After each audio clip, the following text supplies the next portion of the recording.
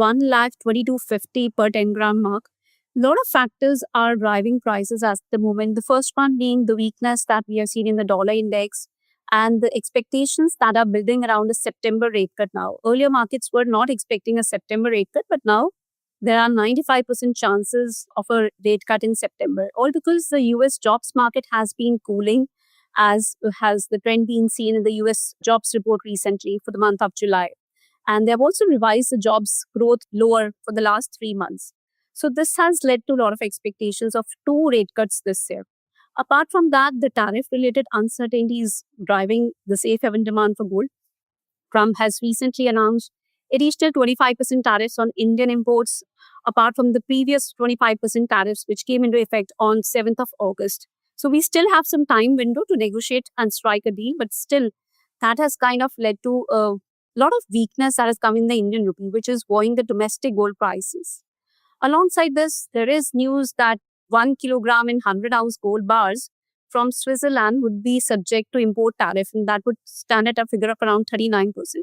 So Switzerland being the world's largest refining hub, so that is likely to disrupt the gold flows. In terms of the overall gold imports in US, it's almost 200 to 250 tons. And almost 60% of that comes from Switzerland. So that is the precise reason we have seen that COMEX prices had recently shot up significantly. And as compared to the gold spot prices, there was a premium of around $100 on last Friday.